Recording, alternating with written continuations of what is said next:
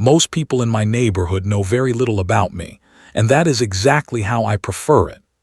After spending 15 years in military special operations, anonymity became more than a habit, it became a comfort. My modest two-story home sits at the end of Willow Creek Drive, partially obscured by mature oak trees that provide both shade and privacy. I am not unfriendly. I simply value solitude. When I purchased this house 3 years ago, the first renovation I undertook was converting the detached two-car garage into a specialized workshop. The exterior remained unchanged, ordinary beige siding with standard white trim, but the interior underwent a complete transformation. Reinforced walls, soundproofing material, advanced security systems, and custom workbenches designed for precision engineering filled the space. It is here that I continue my work, designing tactical gear for elite military units under confidential government contracts. My decision to leave active duty came after a particularly difficult extraction mission in Eastern Europe. I will not share the details. Those memories belong to classified briefings and occasional nightmares. What matters is that I discovered I could still serve my country and former teammates by creating better, safer equipment for their operations. My designs focus primarily on silent entry tools, lightweight body armor, and emergency extraction devices. Every prototype I develop potentially saves lives. The neighbors never questioned my privacy at first. I maintained my lawn according to regulations. I attended the mandatory neighborhood gatherings with minimal interaction.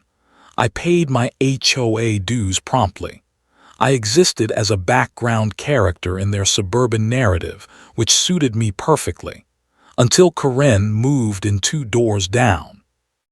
Karen Westfield arrived 6 months ago with moving trucks, 3 small dogs, and an insatiable curiosity about everyone around her. She introduced herself to each household with homemade cookies and rapid-fire questions. When she knocked on my door, I accepted the cookies with a polite nod and deflected her inquiries about my occupation with vague references to technical consulting. Her smile remained fixed, but her eyes narrowed with suspicion. Within weeks, Karen had secured a position on the HOA board and established herself as the neighborhood's self-appointed security monitor. She began walking her dogs past my house multiple times daily, often pausing to observe my comings and goings. The curtains in her front window moved whenever I carried supplies from my truck to the garage. She commented loudly at community gatherings about strange noises and suspicious packages being delivered to my address. The first official warning came by certified mail. The letter cited concerns about unauthorized business activities and potential zoning violations based on resident reports. I recognized the tactic immediately. Karen was using HOA regulations as a weapon, hopping to force me into revealing what occurred behind my garage door. I did not engage. I simply filed the letter away and continued working on my latest project, a silent entry grappling device designed for nighttime maritime insertions. The mechanism required absolute precision. Any noise could compromise an entire operation.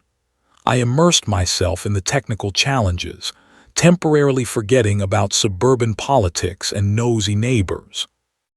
That evening, while testing tension calibrations, I noticed movement outside my security camera. Karen stood at the edge of my driveway, phone raised, taking photographs of my house. She did not attempt to hide her surveillance. In fact, she seemed proud of it, as if documenting evidence of some imagined transgression. I watched the monitor as she circled to the side of the garage, peering through the small, frosted window I had installed for natural light. I had encountered many threats during my military career: armed combatants, hostile environments, impossible extraction points. But something about this suburban espionage felt more personally invasive. This was my home, my sanctuary, and someone was systematically trying to violate it. Little did I know, this was merely the opening move in a campaign that would escalate beyond anything I could have anticipated. The escalation began subtly at first. Additional letters arrived citing increasingly specific violations: exterior lighting that was too dim for safety standards, trash bins visible from the street for 17 minutes beyond permitted hours, and the positioning of my mailbox being 3 inches below regulation height. Each complaint arrived with Karen's signature as the reporting HOA representative. I documented everything methodically. Each letter, each citation, each interaction became part of a growing file I maintained. The accusations grew more outlandish with each passing week. An emergency HOA meeting was called to address security concerns related to my property. I attended, sitting silently as Karen presented a detailed account of my suspicious behavior. Package deliveries at irregular hours, she announced to the gathered neighbors. Strange mechanical sounds after midnight, refusal to disclose the nature of his home business activities. She pointed to enlarged photographs of my garage projected onto the community center wall. And what exactly is being constructed inside that garage? We have families with children in this neighborhood. We have a right to know if dangerous materials or weapons are being stored in our community. I waited until she finished before standing. My voice remained calm and measured as I addressed the room. I'm a government contractor with proper permits and clearances. My work is confidential but completely legal. All materials and activities within my home meet or exceed safety requirements. I produced copies of my business license, zoning permits, and HOA compliance documentation. These accusations are unfounded and, frankly, border on harassment. The HOA president, a nervous man named Richard Thornton, examined my documentation with visible discomfort. Karen interrupted repeatedly, insisting that my paperwork did not address the real concerns about what I was hiding. The meeting adjourned with a tentative acknowledgement that my documentation appeared in order, but the suspicion lingered in the room like a toxic cloud. 3 days later, I discovered a new camera installed on Karen's roof, pointed directly at my driveway and garage. That same afternoon, I received an email from the HOA containing photographs taken through my garage window. The images showed fragments of my workbench and specialized tools. The message demanded explanation for potential weapons manufacturing and threatened to contact local authorities if I did not provide full transparency about my activities. The invasion of privacy had crossed a critical threshold. I contacted my attorney, who confirmed that Karen's surveillance constituted harassment and potentially violated federal laws protecting government contractors. We drafted a formal cease and desist letter, which was delivered to both Karen and the HOA board the following morning. The response came in person. Richard Thornton appeared at my door that evening, flanked by Karen and another board member. "We have received your legal notice," he began, his voice attempting authoritative firmness but wavering slightly. "However, the board has determined that a direct inspection of your garage workshop is necessary to ensure community safety." I stood in my doorway blocking their entry. "Do you have a warrant?" I asked quietly. Richard blinked rapidly. "This is not a police matter. The HOA bylaws clearly state that the board reserves the right to inspect properties for compliance. The bylaws specify inspection of exterior elements visible from common areas," I corrected him. "They do not authorize entry into private spaces, particularly those used for confidential government contract work." Karen stepped forward, her face flushed with indignation. "What are you hiding in there? What are you so afraid of us seeing?" "I am not hiding anything illegal," I replied, maintaining eye contact. But my work is protected by non-disclosure agreements and federal security protocols. I cannot and will not allow unauthorized civilians to access sensitive materials." "Is that a threat?" Karen demanded, her voice rising dramatically. "No," I said firmly. "It is a statement of legal fact." They retreated, but not before Karen turned to whisper something to Richard. The next morning, an emergency notice appeared in all neighborhood mailboxes announcing a special meeting to discuss threatening behavior from a resident and potential security risks to the community. The notice included my street address. The boundaries had been drawn. Karen and the HOA had chosen escalation over reason, and while I had spent a career mastering strategic patience, I recognized when diplomatic channels had been exhausted. It was time to prepare for the inevitable next move in their campaign against me. I just never expected how far Karen would go to satisfy her obsession with exposing whatever secrets she imagined I was keeping. Tuesday night, 11:42 p.m. I was reviewing structural blueprints for a new tactical harness when my security system emitted a soft alert through my earpiece. "Motion detected, east side of the garage." The notification appeared simultaneously on my tablet, showing a live infrared feed from the perimeter cameras. A figure moved cautiously along the hedge line, pausing periodically to survey the surroundings. I switched to standard visual feed. Karen. She wore dark clothing and carried what appeared to be a small bag. Her movements were deliberate, attempting stealth but betraying amateur technique. I watched silently as she approached the side door of my garage, glancing repeatedly over her shoulder to confirm she remained unobserved. From my position inside the house, I had clear visibility of all camera angles. I could have triggered the exterior lights or utilized the intercom system to confront her immediately. Instead, I chose to document the entire incident. I activated maximum resolution recording on all cameras and prepared to call the authorities. Karen produced something from her pocket, a thin metal wire bent into a crude tool. She inserted it between the door and frame, awkwardly manipulating it against the latch. The garage had standard locks for appearance, but the actual security system utilized electromagnetic seals controlled by encrypted access codes. She would have discovered this if she had succeeded in defeating the conventional lock. After several frustrated attempts, she abandoned the wire approach and extracted a flat tool from her bag, a credit card or similar rigid plastic. This time, her efforts produced results. The mechanical lock disengaged with an audible click that my directional microphones captured clearly. Karen froze momentarily, then slowly pushed the door open and slipped inside. The interior cameras activated automatically, tracking her movement through the space.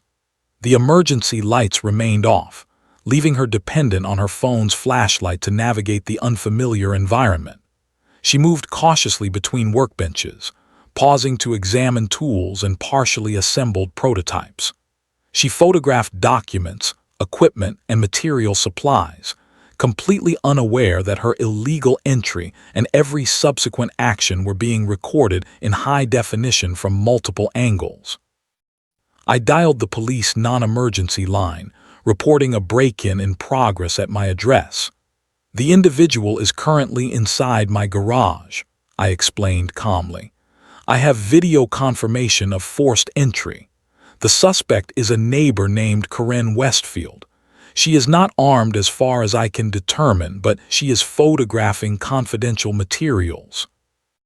The dispatcher promised officers would arrive within minutes and advised me to remain safely inside until they reached the location. I continued monitoring Karen's movements through the security feed. She had discovered a locked cabinet containing specialized components and was attempting to force it open when headlights swept across the driveway. The police arrived with remarkable efficiency, 2 patrol cars, lights flashing but sirens silent. Karen noticed the illumination and froze in panic. The officers approached the garage cautiously, flashlights drawn. When they called out for anyone inside to exit with hands visible, Karen's response was immediate and theatrical. She emerged from the garage with an expression of exaggerated concern, speaking rapidly before the officers could even question her presence. "Thank goodness you are here. I was just checking on my neighbor. I heard strange noises and was worried something might be wrong." I exited my house at this point, tablet in hand, approaching the officers calmly. "Officers, I am the homeowner. I called to report this break-in. I have complete video documentation of this woman forcing entry into my garage and photographing my property without authorization." The senior officer separated us for individual statements. I provided access to the security footage, which clearly showed Karen's premeditated entry and subsequent search of my workspace. When confronted with this evidence, Karen's story evolved rapidly. She claimed community safety concerns, HOA authority, and finally that she had merely been checking because she thought she heard distress. After reviewing the footage and taking statements, the officers conferred briefly. Their conclusion left me stunned. "Mr. Westfield admits to entering without permission," the officer explained, but claims she was acting in good faith based on community safety concerns. Since there was minimal property damage and nothing was taken, this falls into a gray area between trespassing and misunderstanding. They issued Karen a verbal warning about entering private property without permission. No arrest, no charges. She walked back to her house with nothing more than a mild admonishment to respect boundaries in the future. I stood in my driveway watching as the patrol cars departed. The sense of violation lingered, more profound than the break-in itself. The system I had trusted to provide justice had instead delivered a painful lesson. Conventional protections were insufficient against determined adversaries who manipulated social norms to their advantage. That night, I reviewed my training and experience, recalibrating my approach to this unexpected domestic threat. Karen had crossed a line that could not be uncrossed, and while violence was never an option, I possessed other skills that could ensure justice would eventually be served. The quiet neighbor she had underestimated was about to become much less passive. The morning after the break-in, I initiated a comprehensive security overhaul of my property. This was not panic. It was methodical countermeasure deployment. I began with the garage, installing additional layers of surveillance that would capture every angle, every sound, every thermal signature within 50 feet of the structure. High-definition cameras with night vision capabilities, directional microphones sensitive enough to record whispered conversations, pressure sensors beneath the decorative stone pathway leading to the side entrance. These measures were supplemented with subtle early warning systems, passive infrared detectors concealed within landscape lighting, magnetic contacts on all potential entry points, and vibration sensors mounted to exterior walls. None of these additions were visible to casual observation. They integrated seamlessly with existing fixtures or remained hidden within mundane objects. The most important upgrade was the data management system. Every input now fed to a secure cloud server with redundant backup and time-stamped verification protocols. Evidence gathered would be admissible in court, meeting chain-of-custody requirements and technical authentication standards. This was not paranoia, it was preparation.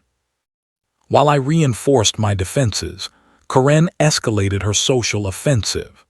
Several neighbors reported that she had approached them with concerns about my activities.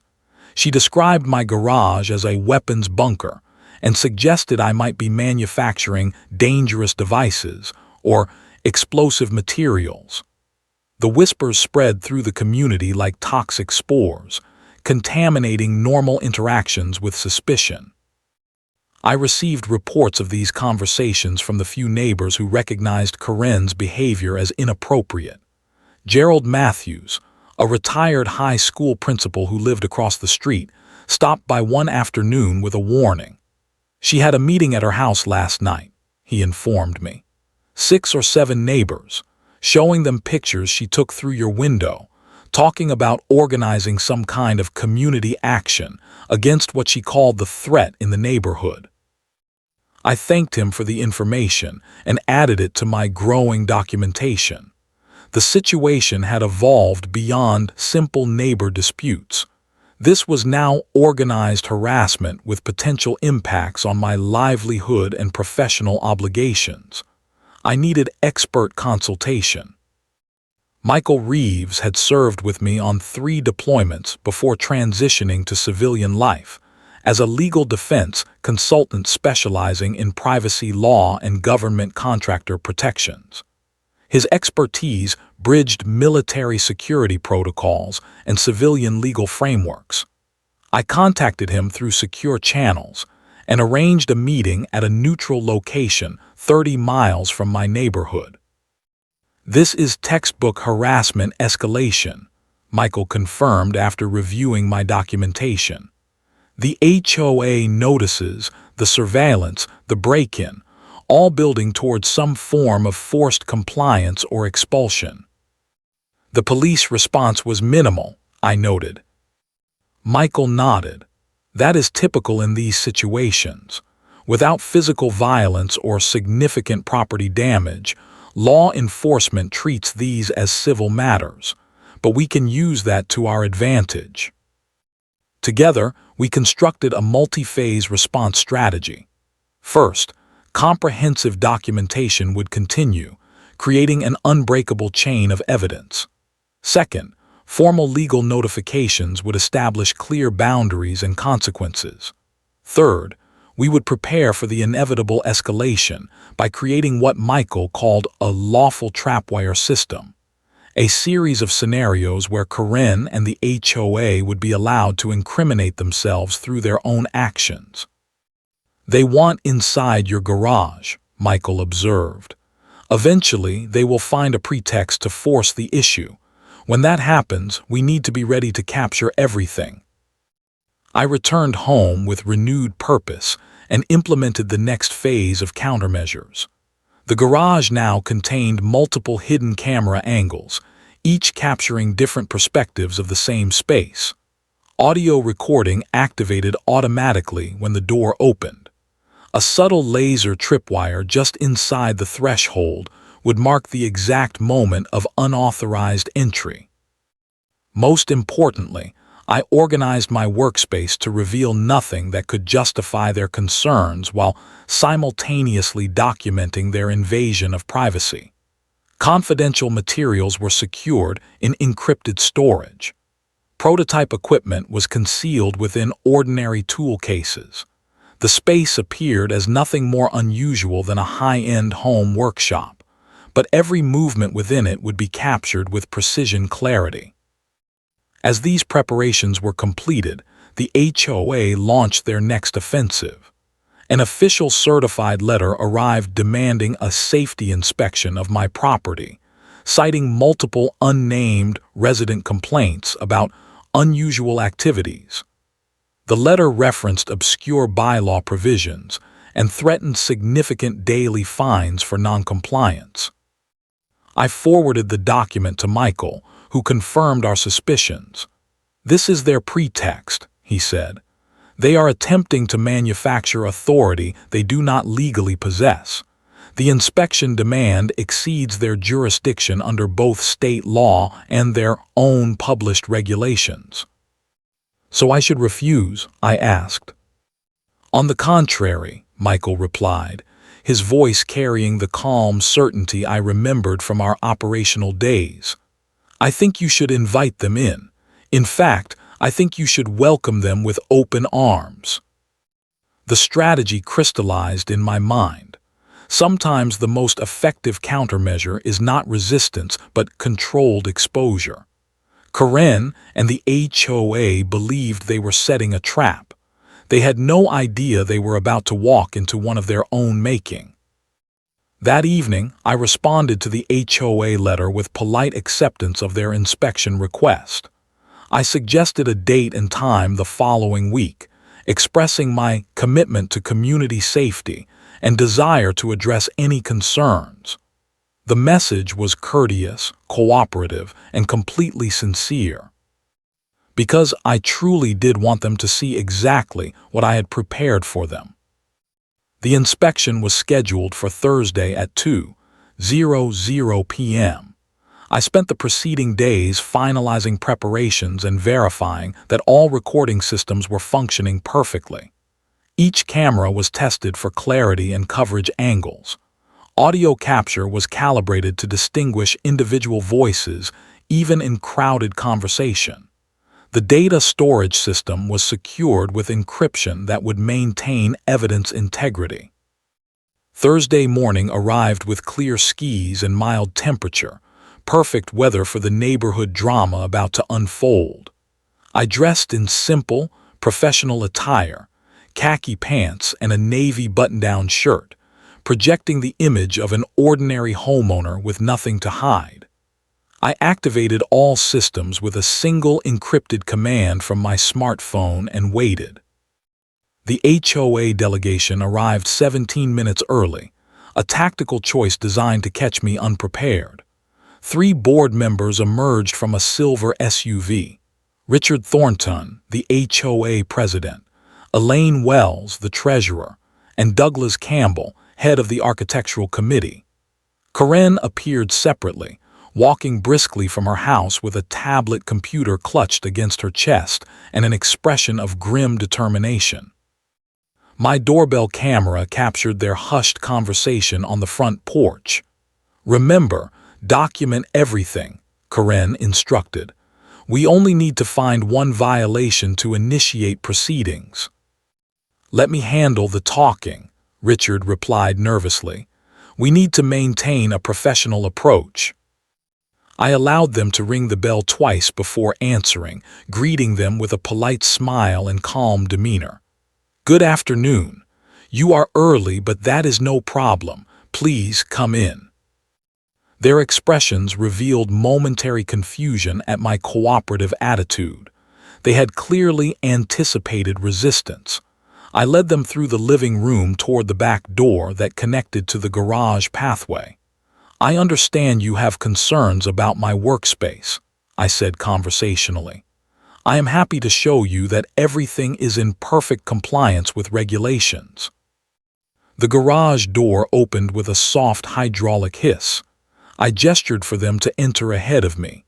"Please, take your time. Look anywhere you like. I have nothing to hide."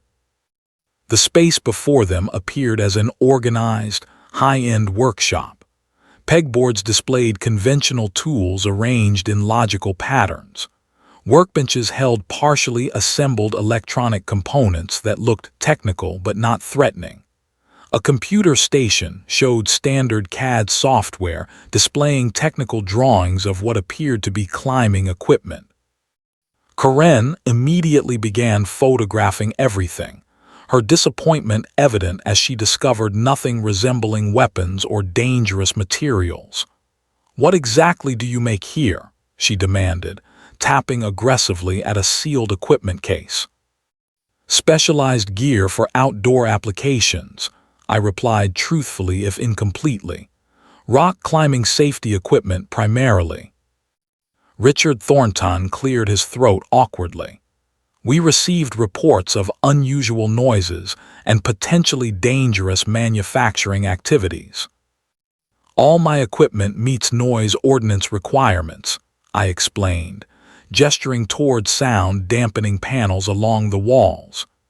"As for dangerous activities, I work strictly with approved materials in accordance with safety regulations." Karen moved deeper into the space, increasingly frustrated by the mundane nature of what she found. She approached the rear storage area where several equipment prototypes were partially visible under canvas covers. "And what are these? Why are they covered?" "Works in progress," I replied calmly. "Proprietary designs protected under non-disclosure agreements with my clients." Her hand reached for the edge of one cover. Richard quickly interjected, "Karen, we should respect private property." But her curiosity overrode caution. She pulled back the canvas, revealing what appeared to be a specialized harness system with attached cable mechanisms. As she leaned closer to examine it, her foot crossed an invisible threshold. A soft chime sounded from my pocket, confirmation that the silent alarm had been triggered. Karen jumped back, her expression shifting from curiosity to alarm. "What was that? What just happened?" "Just a notification," I said casually, showing my phone screen. "My security system logs all movements within designated areas, for insurance purposes." The color drained from Karen's face as comprehension dawned. She had been recorded. Every action, every word, every unauthorized examination, all documented with timestamp verification and multiple camera angles. Douglas Campbell, who had remained silent until this point, suddenly became agitated. "Are you recording us without consent? That is illegal." "Not at all," I replied calmly. "My home security system monitors my private property continuously. There are notification signs posted at all entrances as required by law, and you all signed the inspection authorization form that explicitly mentioned security monitoring would remain active during your visit." Karen's tablet clattered to the floor. "You tricked us. You set this up." "I did nothing except allow you to inspect my property, as requested," I responded evenly. "If you feel uncomfortable being recorded while investigating my private workspace, perhaps the inspection should conclude." Richard quickly ushered everyone toward the exit, mumbling about having seen enough and filing a report.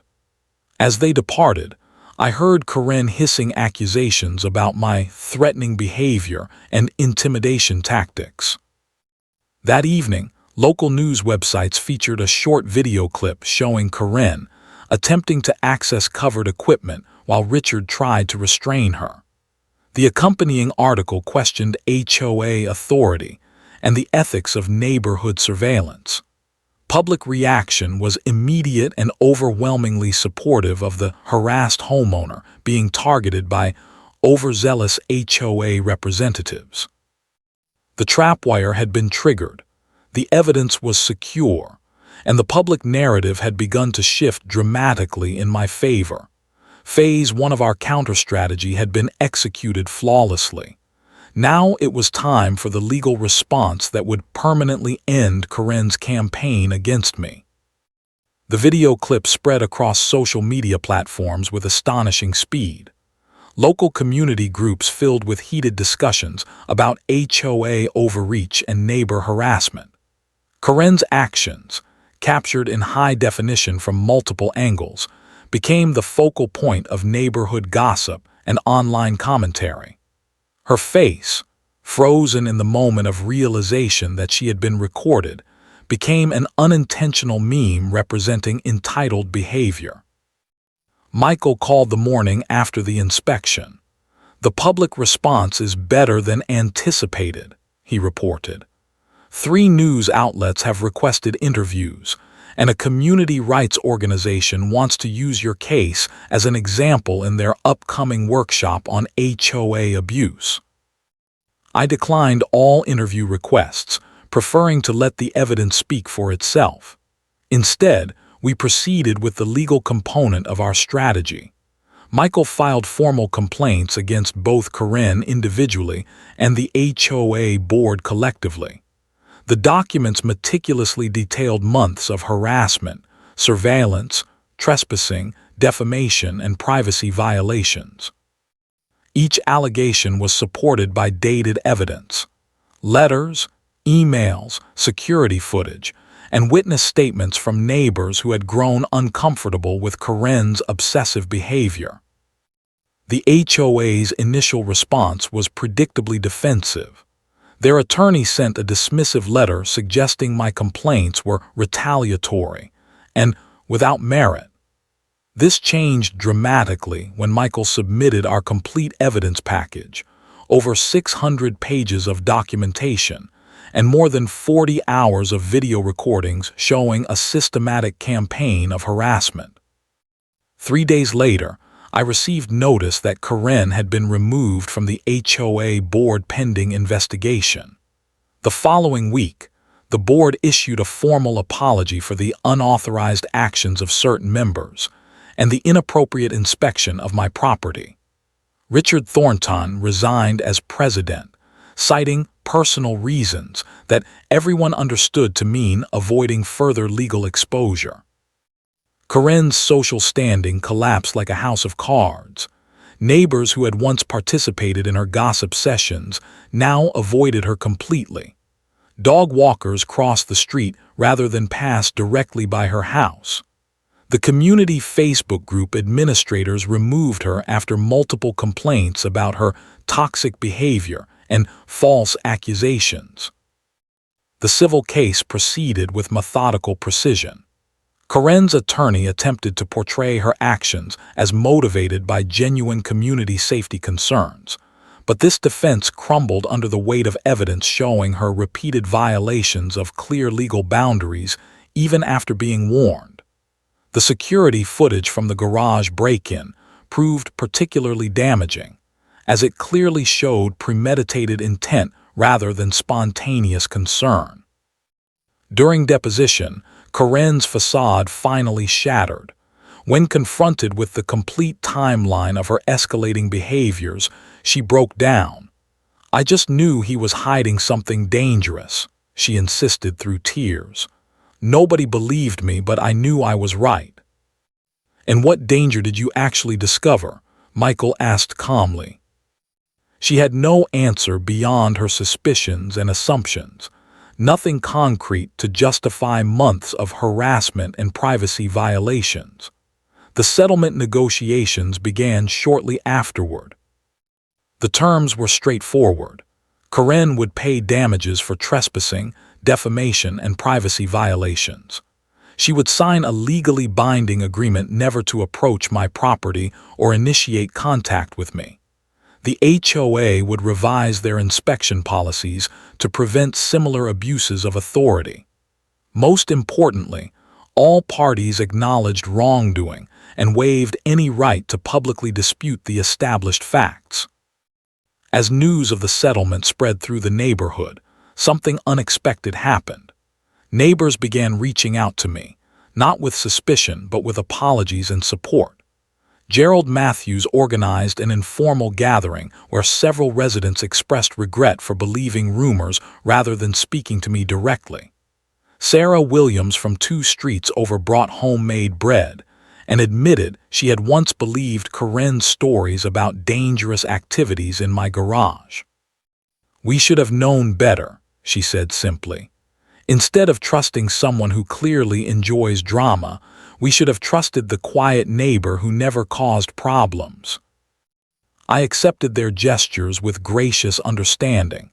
Community relationships are complex, and fear is a powerful motivator. What mattered was the restoration of truth and boundaries. Karen's ultimate retreat came without fanfare or confrontation. A "for sale" sign appeared in her front yard on a Tuesday morning. By Friday, moving trucks arrived. She departed without goodbyes or acknowledgments, leaving behind a neighborhood forever changed by her brief but tumultuous presence.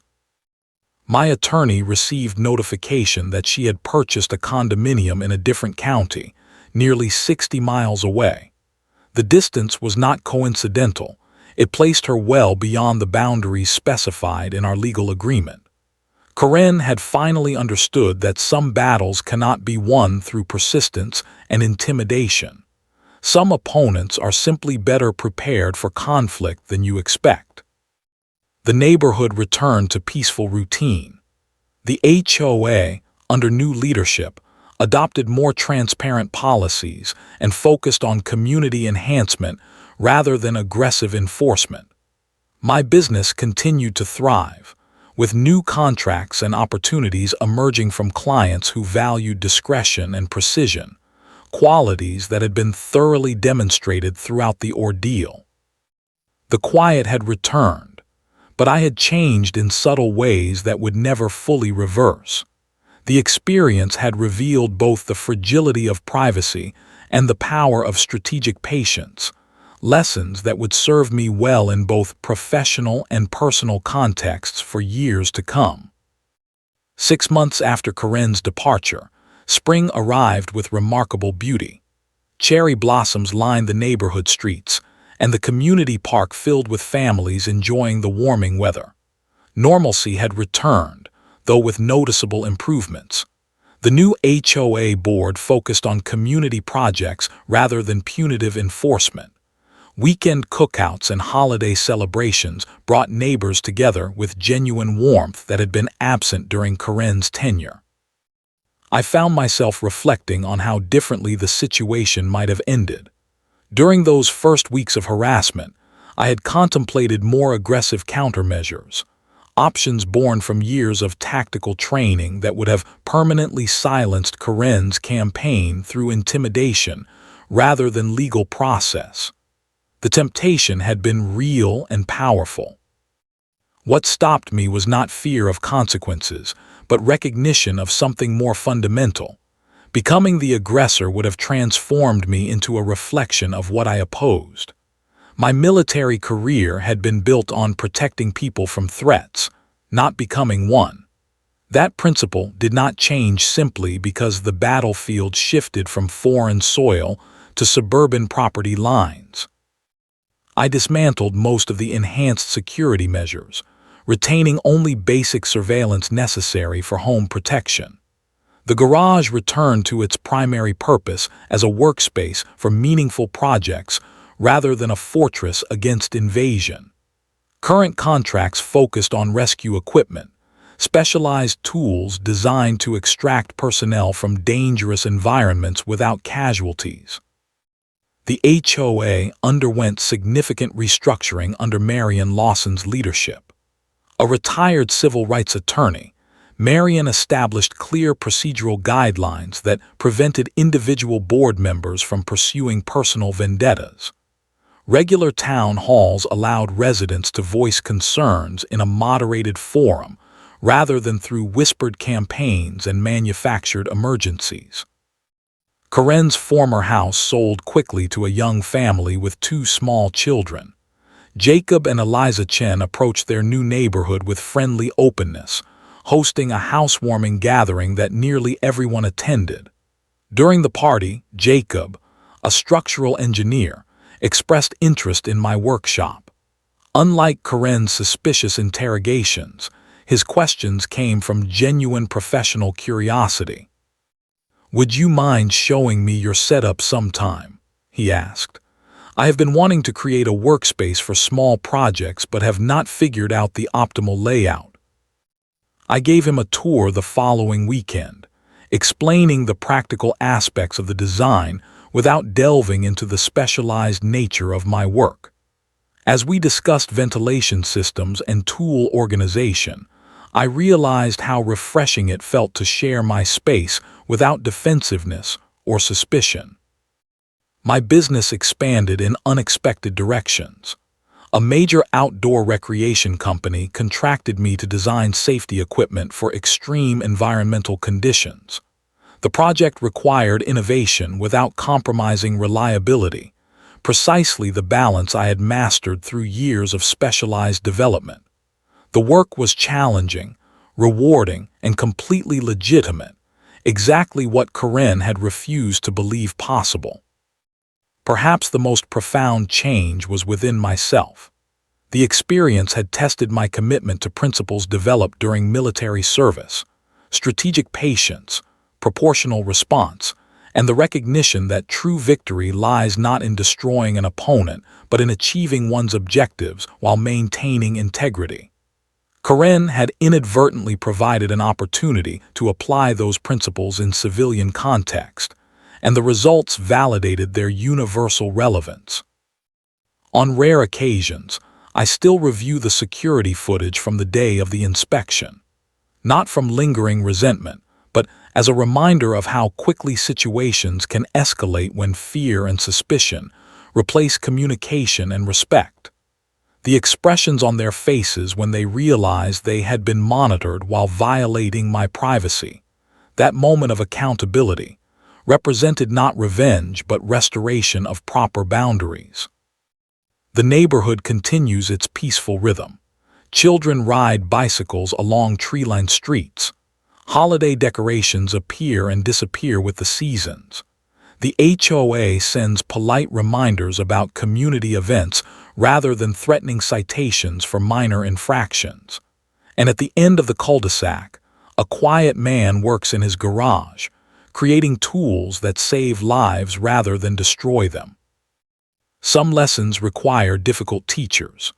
Karen taught everyone in Willow Creek the importance of respecting boundaries and the danger of unchecked authority. But perhaps the most valuable lesson was one I had learned long before her arrival. Never underestimate the quiet man with purpose. Behind his silence may lie not weakness but strategic depth that makes him a formidable defender when genuinely threatened.